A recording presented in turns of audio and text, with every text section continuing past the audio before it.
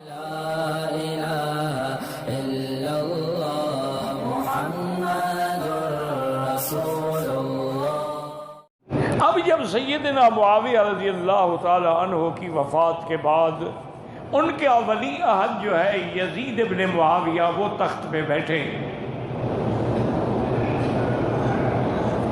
تمام لوگوں نے یزید کی بیعت کر دی،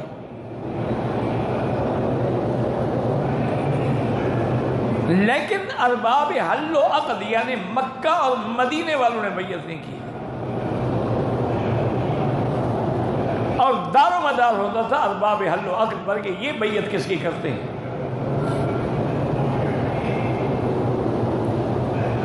تو یزید نے اپنے دور حکومت میں مروان کو خط لکھا کہ کوشش کرو مکے والوں سے اور مدینے والوں سے میرے لیے بیعت لینے کی کوشش کرو،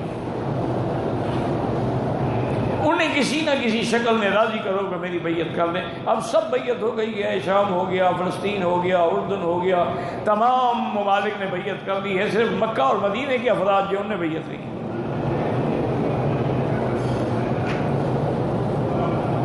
مروان نے بڑی کوشش کی لیکن صحابہ نہیں مانے، انہوں نے کہا کہ ہمیں جو اطلاعات ملی ہیں ہم یزید کے کردار کے بارے میں مطمئن نہیں،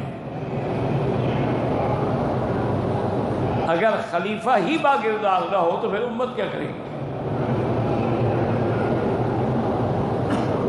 اسی دور میں اہل کوفہ نے سیدنا حسین رضی اللہ تعالیٰ عنہ کو خطوط بھیجنے شروع کیے۔ مورخین کہتے ہیں کہ تقریباً 250 خط ملا آپ کو کہ آپ فوراً کوفے تشریف لے آئیں اور ہم سب آپ کی بیعت کے لیے منتظر ہیں۔ حضرت حسین نے مشورہ کیا، صحابہ سے بھی مشورہ کیا، سب نے یہی مشورہ دیا کہ حضرت آپ نہ جائیں۔ یہ اہل کوفہ جو ہے نا ان کا اعتبار کوئی نہیں،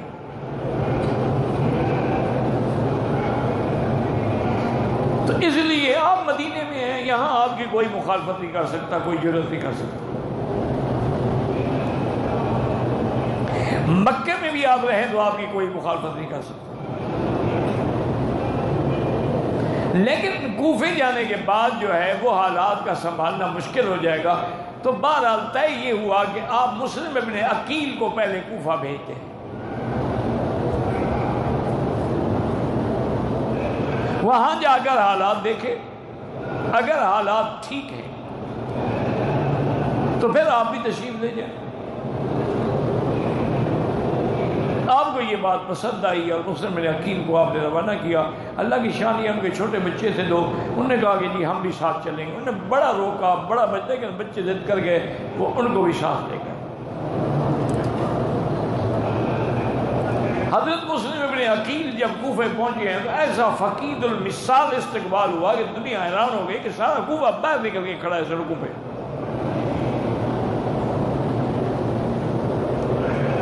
اور سب نے حضرت مسلم ابن عقیل کے ہاتھوں میں بیعت کر لی۔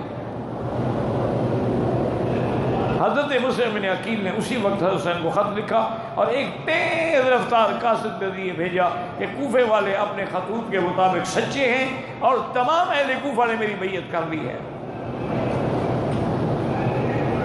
اب آپ تشریف لے آئیں۔ حضرت حسین رضی اللہ تعالیٰ نے تیاری کی اور کوئی جنگ کے لیے تیاری نہیں کی، اگر جنگ ہوتی تو آپ اپنے بچوں کو تو لے جاتے نا۔ منشا یہ تھا کہ جب اہل کوفہ میری بیعت کر کے یزید کی بیعت کو توڑنا چاہتے ہیں تو بس لے جاؤں گا، میری بیعت ہو جائے گی۔ اسی دوران میں یزید کو پتہ لگا کہ کوفے والوں نے تو مسلم ابن عقیل کی بیعت کر لی ہے، اس نے وہاں کے گورنر کو بدل دیا اور ابن زیاد کو گورنر بنا کے بھیجا۔ یہ اپنے وقت کا ایک بہت بڑا ظالم اور جابر قسم کا انسان تھا، اور اور ساتھ یہ حکم دیا کہ ہر حال میں مسلم ابن عقیل کو میری بیعت پہ راضی کرو، اور اگر وہ راضی نہیں ہوتے ہیں اس کا معنی ہے کہ وہ باغی ہیں میرے، پھر ان کے ساتھ سختی کرو۔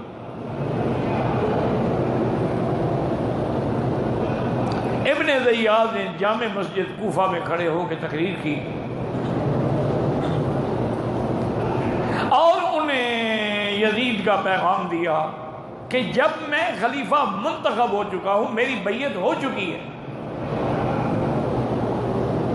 اور حضور پاک کا یہ فرمان ہے کہ اسمعوا واطیعوا لو کان عبد حبشی کان راسہ ذبیبۃ، اگر کسی کی بیعت ہو جائے بس اب اس کی اطاعت کرو،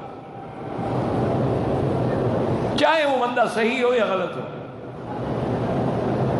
ہاں اگر وہ کوئی ایسا کام کرے جو بالکل صراحتاً کفر پر ہو تو پھر اس کی بیعت نہیں ہوگی۔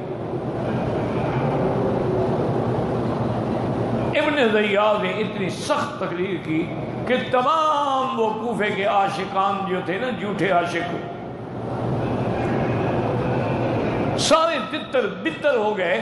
اب مسلم ابن عقیل کو پورے کوفے میں کوئی پناہ دینے والا بھی نہیں تھا۔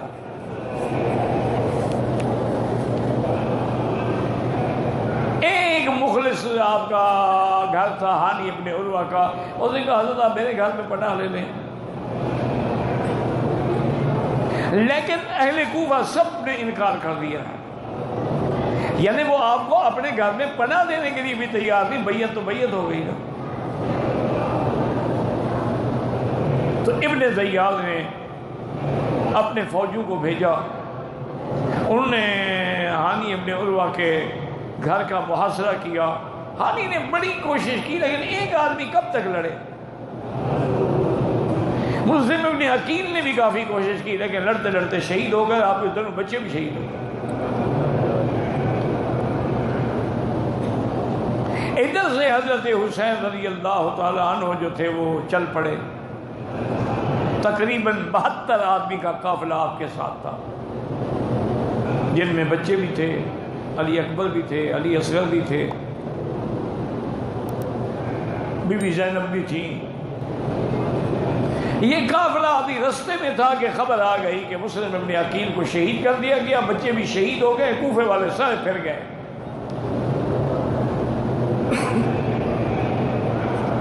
اب حضرت حسین رضی اللہ تعالیٰ عنہ نے اپنے ساتھیوں کو تقریر کی کہ ابھی ابھی ہمیں خبر ملی ہے کہ حضرت مسلم ابن عقیل جو ہے وہ شہید ہو گئے، ان کے بچوں کو بھی شہید کر دیا گیا ہے، کوفے والوں نے غداری کی ہے۔ ویسے تاریخ میں یہ ایک ضرب المثل ہے کہ کوفی لا یوفی، کوفی کبھی وفا نہیں کرتا۔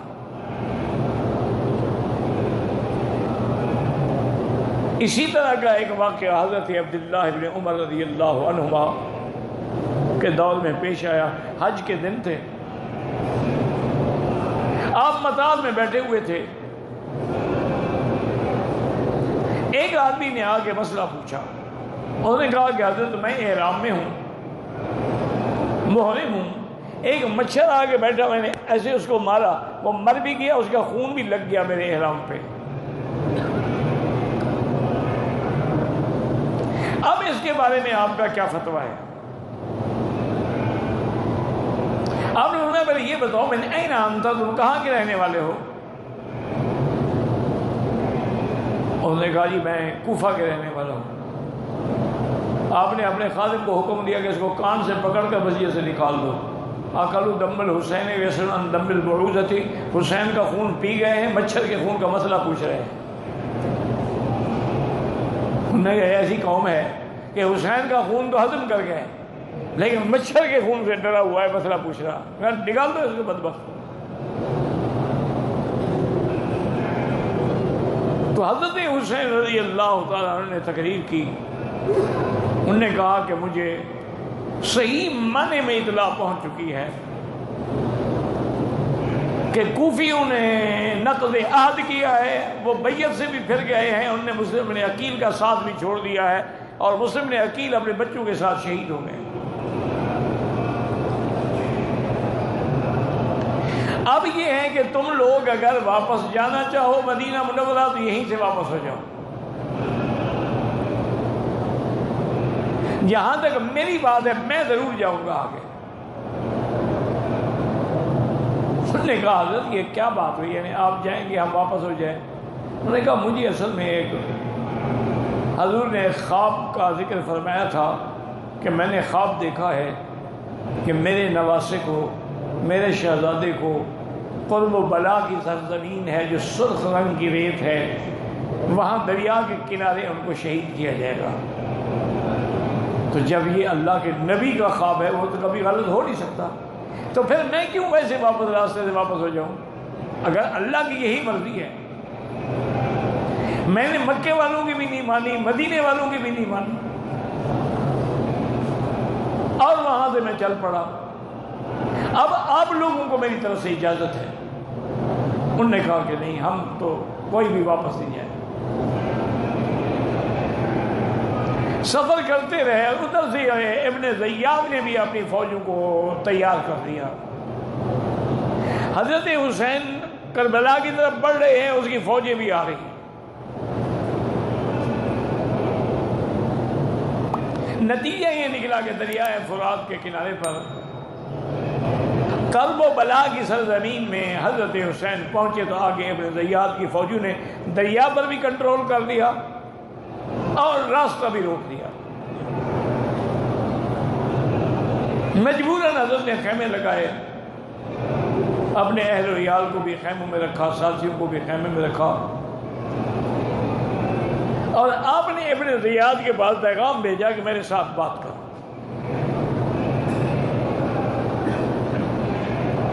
پہلے تو ابن زیاد انکار کرتا رہا، لیکن پھر وہ آ گیا۔ اب پھر میں دیکھو ابن زیاد ہوگا تو وہی جو میرے اللہ نے لکھا، ہم تو تقدیر کے قائل ہیں، اور پھر میں ایسے باپ کا بیٹا ہوں جو شہید ہے، اور ہم نے اپنے آنکھوں سے سیدنا علی اور سیدنا عثمان کی شہادت دیکھی ہے، سیدنا عمر کی شہادت دیکھی ہے، ہمیں اس سے تو کوئی ڈر ہی نہیں ہے۔ شہادت ہے مطلوب، مقصود مومن، ہمارا تو مقصود ہی شہادت ہے، لیکن میری 3 شرطیں ہیں تیرے ساتھ، اگر تم مان لو تو۔ اس نے کہا جی فرمائیں۔ آپ نے کہا ایک شرط تو یہ ہے کہ مجھے مدینہ واپس جانے دو، میں جیسے آیا ہوں اسی طرح واپس چلا جاؤں، اور دوسری شرط میری یہ ہے کہ اگر تم ہمیں مدینہ نہیں جانے دیتے تو کسی دوسری ریاست میں، کسی اور ملک میں ہمیں داخل ہونے کی اجازت دے دیں۔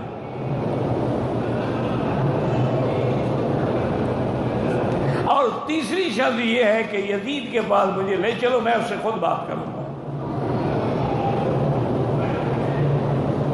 اور نے کہا جی یہ فیصلہ میں تو نہیں کر سکتا، بہرحال میں یزید کو آپ کا پیغام پہنچاتا ہوں۔ بعض مورخین کہتے ہیں کہ اس بدبخت نے یہ پیغام پہنچایا ہی نہیں،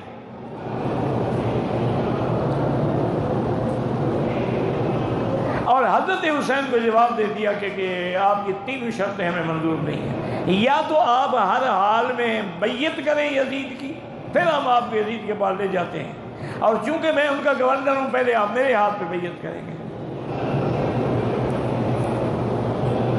اور اگر آپ بیعت سے انکار کرتے ہیں تو پھر بہرحال یہ ہے کہ مقابلہ ہوگا، ہم آپ کو واپس نہیں جانے دیں گے۔ حضرت حسین نے فرمایا ابن زیاد بات سنو، ہم جس خاندان نبوت کے لوگ ہیں نا، ہم اپنی گردنیں کٹا سکتے ہیں، لیکن فاسق فاجر کے ہاتھ پہ بیعت نہیں کر سکتے۔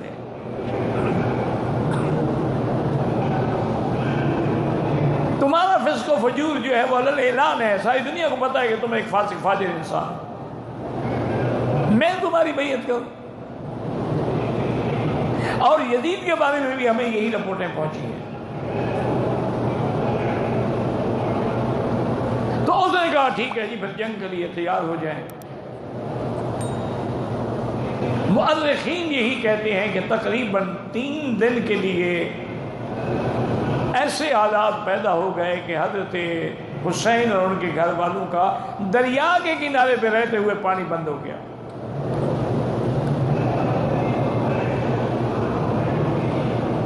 اللہ کی شان ہے، آپ کے ساتھی جو تھے وہ ایک ایک بڑھتے رہے مقابلے کے لیے اور شہید ہوتے رہے۔ فوج کا مقابلہ آپ چند افراد تو نہیں کر سکتے، لیکن انہوں نے اپنی بہادری کے بڑے جوہر دکھائے۔ علی اکبر میدان میں آئے، دشمنوں کی صفیں الٹ ڈالی، لیکن آخر شہید ہو گئے۔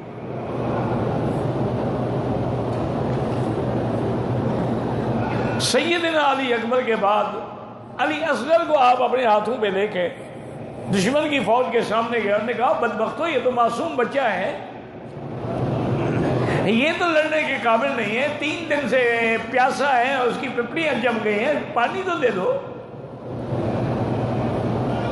کسی ظالم نے تیر مارا اور حضرت علی اصغر حضرت حسین کے ہاتھوں میں ہی شہید ہو گئے۔ آپ خیمے میں لائے، بیویاں گھبرائیں، آپ نے فرمایا بالکل نہیں، صبر کرو، اللہ کا ہمیں حکم یہی ہے کہ الذین اذا اصابتهم مصیبۃ قالوا انا للہ وانا الیہ راجعون اولئک علیہم صلوات من ربہم ورحمہ واولئک هم المہتدون۔ تم آل رسول ہو، تم اہل بیت رسول ہو، نبی کے گھرانے کے لوگ ہو، بالکل صبر کرو، اللہ کو یہی منظور تھا، آمنا باللہ۔ حضرت حسین رضی اللہ تعالیٰ، اب گھر میں صرف خواتین تھیں یا حضرت زین العابدین تھے، وہ بیمار تھے، وہ چلنے کے قابل نہیں تھے۔ سیدنا حسین رضی اللہ تعالیٰ عنہ بھی مقابلے پہ آئے اور آپ نے بھی اپنی جوانگی کے اور اپنی مردانگی کے اور ذوالفقار حیدری کے جوہر دکھائے، لیکن طابق ہے کب تک؟ اسی لیے کسی نے کہا تھا نا کہ جو جوان بیٹے کی میت پہ نہ رویا وہ حسین، جس نے اپنا سب کچھ کھو کے پھر کچھ نہ کھویا وہ حسین۔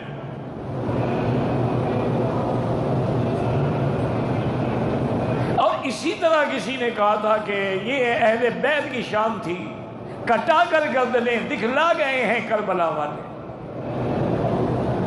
کبھی باطل کے آگے جھک نہیں سکتے خدا والے۔ انہوں نے پوری امت کے لیے قیامت تک کے لیے ایک درس دیا کہ مومن شہید ہو سکتا ہے لیکن باطل کے ہاتھ پہ بیعت نہیں کر سکتا ہے، جس کا نتیجہ یہ ہے کہ آج بھی پوری دنیا میں حضرت حسین کا صبر، حضرت حسین کی شہادت، حضرت حسین کی شجاعت، حضرت حسین کی معصومیت اور مظلومیت جو ہے وہ آج بھی زندہ ہے۔ یعنی اس وقت بھی اگر آپ دیکھیں کہ نہ زیاد کا وہ ستم رہا، نہ یزید کا وہ ظلم رہا تو نام حسین کا جسے زندہ رکھتی ہے کربلا۔ تو حضرت حسین رضی اللہ تعالی عنہ بھی وہی شہید ہوئے۔ اور یہ بھی آتا ہے کہ اس بدبخت نے شہید کرنے والوں میں فوج جو ابن زیاد کی تھی، لیکن حملہ کرنے والا جو تھا وہ شمر ذی الجوشن تھا۔ آپ کے سر مبارک کو بھی اس نے اپنی خوشنودی کے لیے یزید کے سامنے پیش کیا، اور خواتین کا قافلہ بھی۔ کہتے ہیں کہ بہرحال یزید نے کہا کہ ابن زیاد، میں نے تمہیں قتل حسین کا حکم دیا تھا،